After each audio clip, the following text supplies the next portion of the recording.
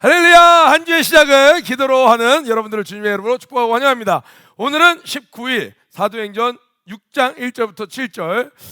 이전에 사도행전 했을 때는 19일이면 19장이었을 텐데 지금 19일인데도 6장까지 왔네요. 자, 하나님이 선택하신 일꾼, 하나님이 선택하신 일꾼이라는 제목으로 오늘 말씀 함께 나누도록 하겠습니다. 말씀 봉독해 주시겠습니다. 오늘의 말씀은 사도행전 6장 1절부터 7절 말씀입니다. 그때 제자가 더 많아졌는데 헬라파 유대인들이 작게의 과부들이 매일의 구제에 빠짐으로 히브리파 사람을 원망하니 12사도가 모든 제자를 불러 이르되 우리가 하나님의 말씀을 제쳐놓고 접대를 일삼는 것이 마땅하지 아니하니 형제들아 너희 가운데서 성령과 지혜가 충만하여 칭찬받는 사람 7을 택하라. 우리가 이 일을 그들에게 맡기고 우리는 오로지 기도하는 일과 말씀 사역에 힘쓰리라 하니 온 무리가 이 말을 기뻐하여 믿음과 성령이 충만한 사람 스데반과 또 빌립과 브루고로와 니가노르와 디몬과 바메나와 유대교에 입교했던 안디옥 사람 니골라를 택하여 사도들 앞에 세우니 사도들이 기도하고 그들에게 안수하니라. 하나님의 말씀이 점점 왕성하여 예루살렘에 있는 제자의 수가 더 심히 많아지고 허다한 제사장의 무리도 이 도에 복종하니라. 아멘. 아멘. 짧네요. 네, 짧습니다. 어렵지 않죠? 우리 예배 시간에 많이 듣는 말씀이에요. 그래서 오늘은 좀 보통 때 여러분들이 살펴보지 못했던 부분들을 한번 나눠볼 텐데요. 일단은 1절에 그때에 제자가 더 많아졌는데 그때는 언젠가요? 그때는 지금 사도행전을 보니까 성령 받은 뒤로 우리 양지 선생님 지금 사자 같은 포효 멋있었습니다. 진짜 사자인 줄 알았습니다. 제자가 더 많아지는데 언제 더 많아져요? 외부적인 요인들이 왔어요. 이것을 잘 극복해내고 또 내부적인 공격이 있었어요. 거짓의 영을 불어넣어서 교회를 분열케 하려는 그것을 또 잘 극복하고 그리고 나가서 전도할 때 담대히 전도할 때 말씀이 계속 왕성해지면서 교회가 커져가는 것을 성장하는 것을 볼 수 있습니다. 그러니까 외부적인 문제나 내부적인 문제나 굴하지 않고 계속 앞을 향해서 나아가는 거예요. 그런데 왜 외부적인 요인에도 시험 들거나 넘어지지 않고 내부적인 문제에도 쓰러지지 않고 계속 주님의 말씀을 증거하는데 핍박이 계속 와요. 첫 번째 핍박 오고 두 번째 핍박 오고 세 번째 핍박. 핍박을 이겨냈으면 이제 핍박이 안 와야 되는데 또 핍박이 와요. 목사님 이거 사도행전 보니까 되게 도전도 되는데 다람쥐 쳇바퀴 같은 느낌이 살짝 들었어요. 학생이 그렇게 물어봤어요 저한테. 똑같은 상황 아닌가요? 결국엔 내가 감사하고 이겨내도 또 시험이 오고 또 핍박이 오고 핍박을 이겨내도 또 결국 또 핍박이 오고 이겨내도 또 핍박이 오고 전혀 생각하지 못했던 부분인데 말씀을 이렇게 보니까 그거 조금 어려운 것 같아요. 제가 이렇게 이야기를 해줬어요.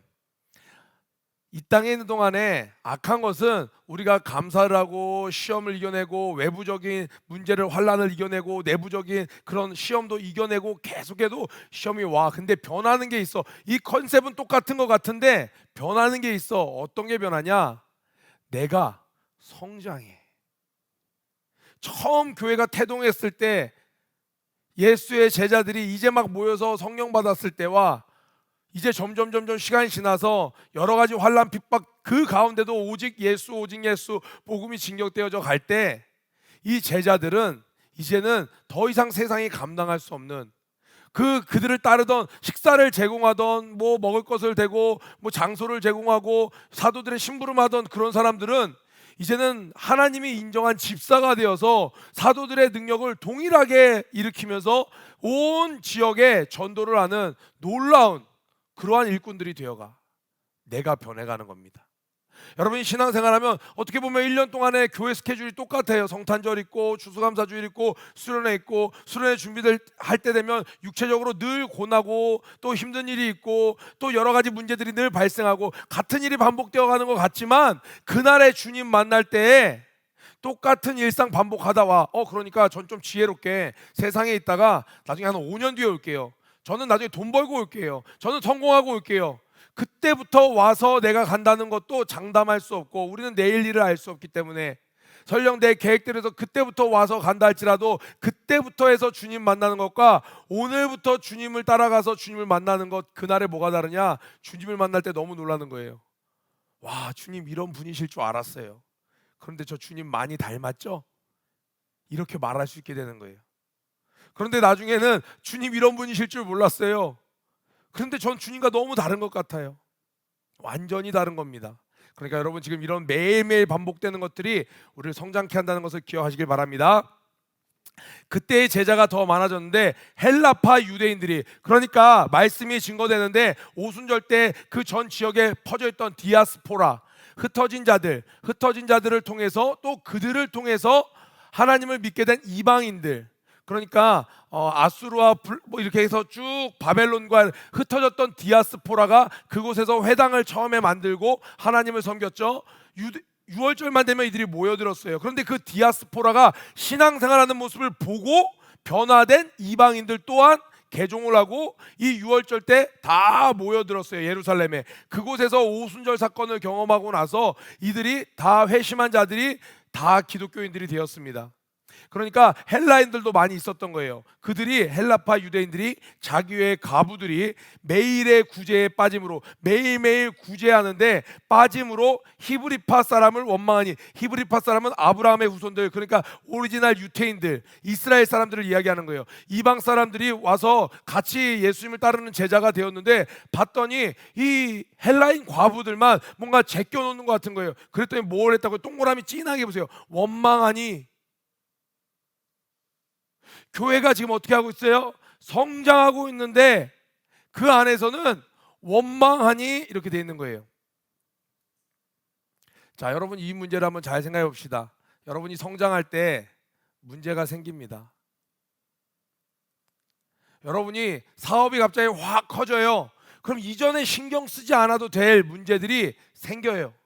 우리 어른들이 저희 젊은 세대들에게 이런 이야기해요. 야, 옛날엔 이런 건 신경 안 썼어. 옛날엔 먹고 사는 게 바빠서 먹고 사는 것만 가장 중요한 문제였어요. 근데 먹고 사는 문제가 해결하고 났더니 교육 문제, 복지 문제, 위생 문제, 다른 기타 여러 가지 문제들이, 요즘 뭐 자전거길, 뭐 자동차 전용도로, 예전에는 어떻게 됐어요? 그냥 길만 산길이더라도 길만 있으면 되는 거예요. 그런데 이제는 뭐 여러 가지 것들, 옛날에 버스에서 담배도 폈어요. 그런데 시간이 지나고 나라가 잘 살아지니까, 좋은 나라가 되니까, 선진국가가 되니까 만들어야 될 법들이 점점 많아져요.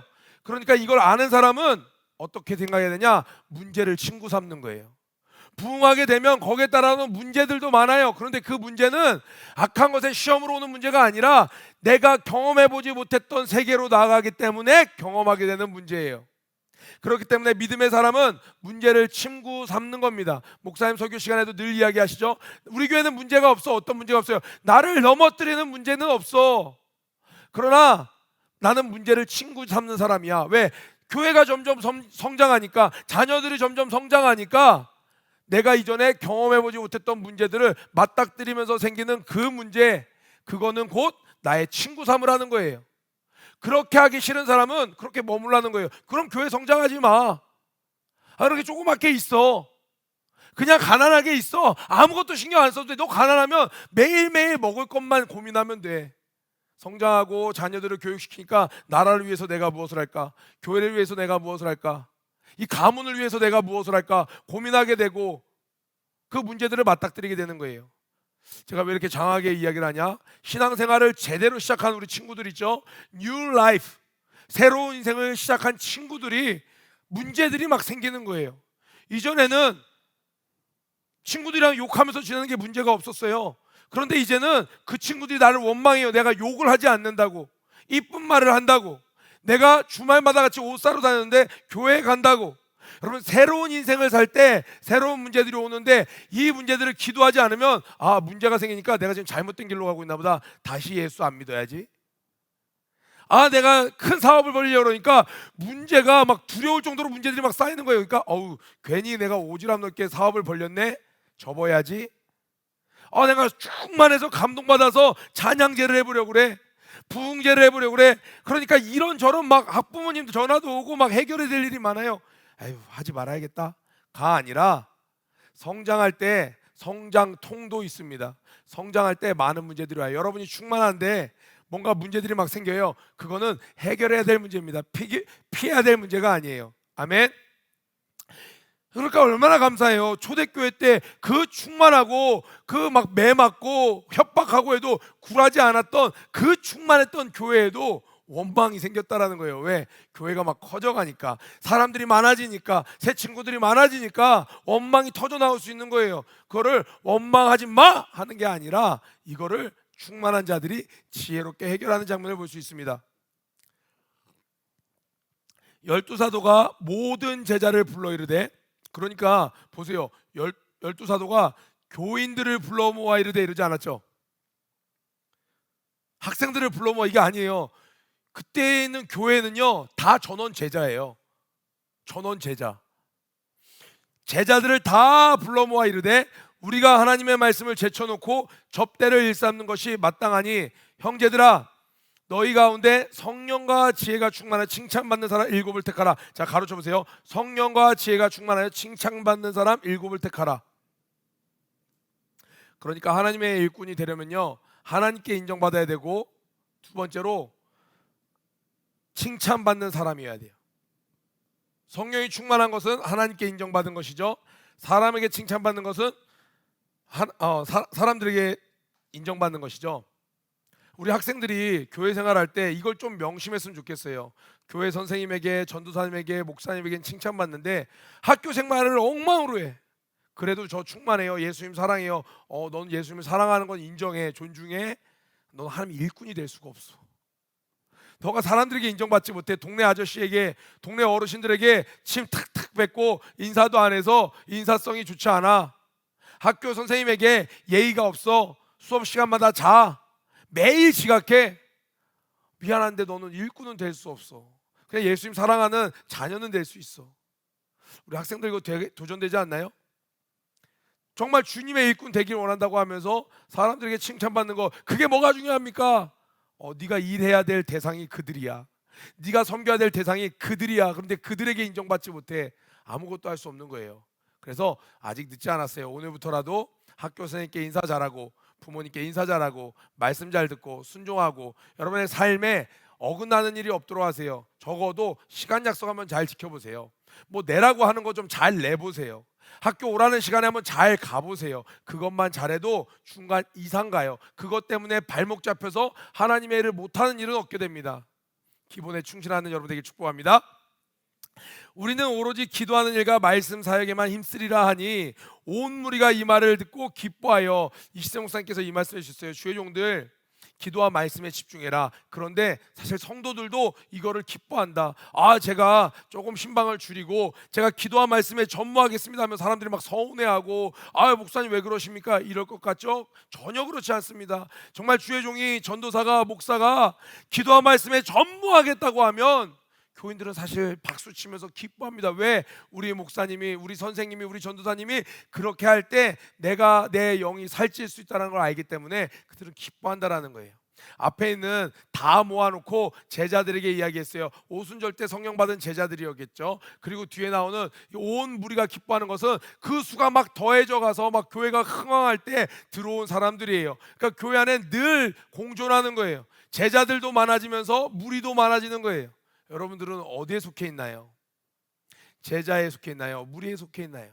무리는 원망을 하지만 제자 중엔 일꾼이 나와요. 그래서 그 제자들이 원망을 해결합니다. 자, 온 무리가 이 말을 기뻐하여 믿음과 성령이 충만한 사람 스데반과 또 빌립과 브로고로와 니가노르와 디몬과 바메나와 유대교에 입교했던 안디옥 사람 니골라를 택하여 사도들 앞에 세우니 사도들이 기도하고 그들에게 안수하니라. 안수는 하나님이 사람을 통하여, 하나님의 종을 통하여 인정한다라는 거죠. 하나님이 그러니까 인정한 거예요. 기름 부음 받는 거죠. 7절에 한번 7절을 쭉 형광펜 쳐보세요. 하나님의 말씀이 점점 왕성하여 예루살렘에 있는 뭐가 더 많아졌어요? 그냥 교인이 늘어나는 게 아니에요. 제자의 수가 더 많아지니 이게 진짜 부흥이에요. 숫자만 막 많아졌는데 그중에 예수를 위해서 내 삶을 바치겠습니다. 내가 살던 생활 방식을 바꾸겠습니다. 제 십자가를 지고 따라가겠습니다. 제 십자가를 지고 따라가는 사람들이 제자잖아요. 제자의 수가 점점 많아졌다는 거예요. 그랬더니 어떻게 되냐? 허다한 제사장의 무리, 이 제사장들은 이 제자들을 핍박하고 잡아다가 막 위협하던 사람들이에요. 근데 그들조차도 점점 이 도에 복종하니라. 세상이 감당치 못하다가 세상이 이제 굴하기 시작하는 거예요. 세상이 무릎 꿇기 시작하는 거예요. 할렐루야! 그렇게 되는 것은 어떻게 되나요? 제자의 수가 많아져 갈 때, 교회에 돈이 없어서 세상을 변화시키지 못하는 게 아니에요. 교회가 어떤 시스템이, 교육 제도가 잘 갖춰져 있지 않아서 세상에 뒤처지는 게 아니에요. 교회에 사람은 많아지는데 제자의 수가 많지 않아서 세상을 변화시키지 못하는 겁니다. 그러나 교인들이 많지 않을지라도 그 인원 중에 전부가 제자가 되면 폭발이 일어나는 겁니다. 12명밖에 안 됐지만 제자가 되었을 때, 120명밖에 안 됐지만 제자가 되었을 때 전 세계를 변화시킨 겁니다. 여러분, 그 멋진 일에 한번 동참해 보시지 않겠습니까?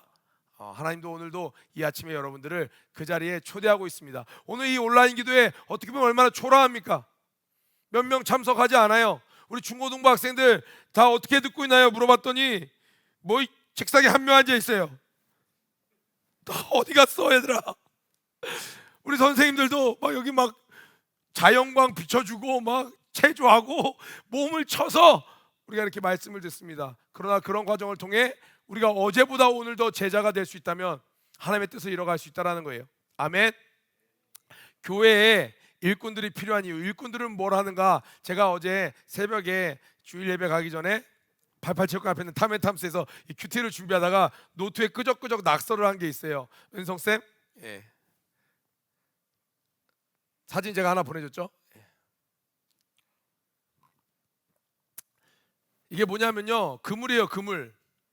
일꾼들이 저 그물들을 쫙 이렇게 세워가면, 교회의 시스템을 세워가면 포도송이가 쫙 자라는데, 포도 넝쿨이 자라는데, 포도입니다.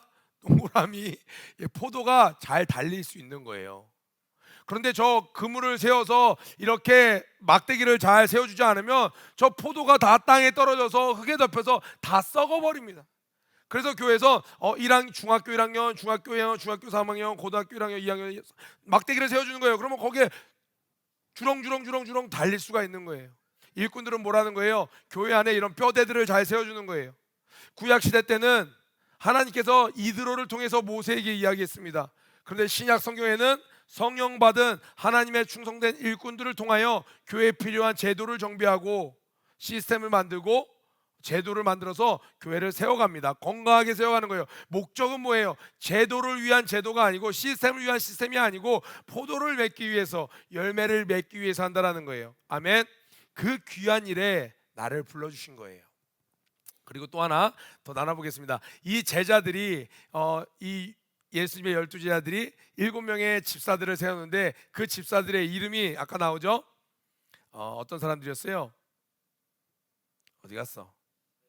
스데반, 빌립, 브로고로, 니가노르, 디몬, 바메나, 유대교, 안디옥 사람 니골라. 우리 니골라는 좀 진하게 알죠? 스데반 알죠? 니골라 있다 어떤 느낌 있잖아요. 예. 근데 옆에 오른쪽을 보면 영어가 이렇게 쭉 나오죠. 맨 오른쪽에 보니까 니콜라스.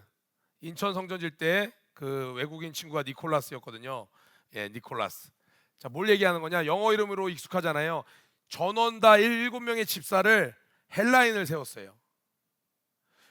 예수님은 유대인이었습니다. 예수님의 12제자도 유대인이었습니다. 그런데 헬라 과부들 때문에 원망이 나오니까 그 문제를 지혜롭게 해결할 수 있도록 헬라인으로 7 집사를 세웠어요. 이건 뭐예요? 본질을 위해서 비본질적인 거에 집착하지 않은 거예요. 유대인도 한 4명 세워야지, 3명 세워야지, 이게 아니라 7명을 전원 다 헬라인으로 세우니까 그것 자체를 보고 그들의 마음이 어떻겠어요? 불평불만 있었던 사람들의 마음이 확 녹아지는 거죠. 문제를 해결하려면요, 내가 일단 열린 마음으로 접근해야 돼요. 내 것을 내려놓고, 야, 그래도 교회 중직은 유대인이 해야지. 야, 예수님도 유대인이었는데 집사들은 유대인으로 세웠는데 헬라인 신경 쓰라고 얘기할게. 헬라인들 마음속에 문제가 해결 안 되겠죠.